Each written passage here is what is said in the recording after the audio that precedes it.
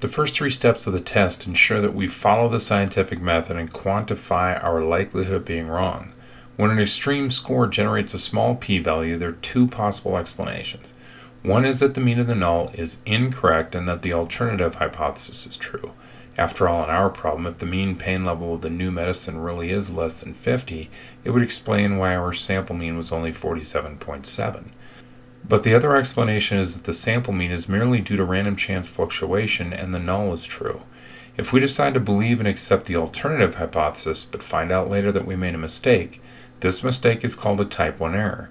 A type 2 error would be not to accept the alternative when it is the correct hypothesis. But let's go back to the type 1 error. With a mean of 47.7 on a one-tailed test, we will reject the null and accept the alternative. If we made a mistake, it would have to be a type 1 error. But if we are mistaken, how do you explain getting such an extreme result? Answer: bad luck. Random chance fluctuation that fooled us.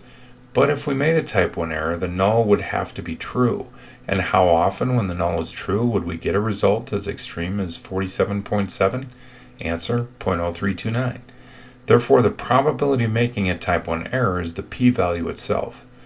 At the time we state our conclusion, we will not know if we are making a mistake or not.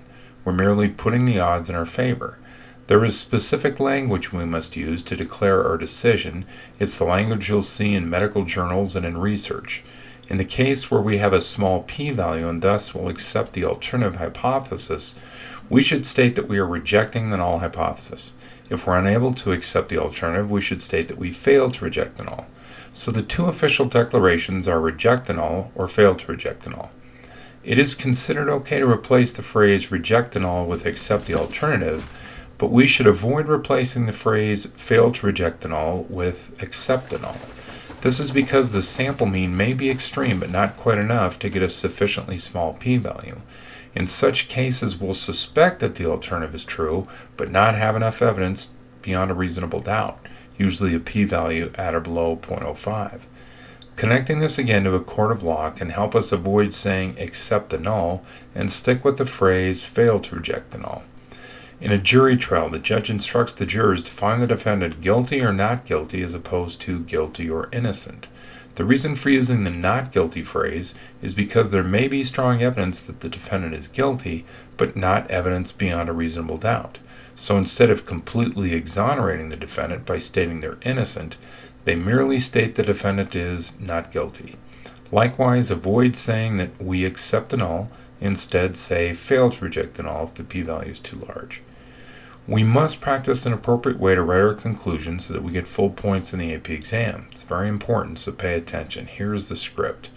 If the p-value is small enough to reject the null, here's what we should write.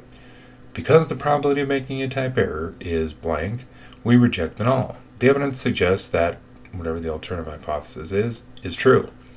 Then answer directly the question posed in the problem.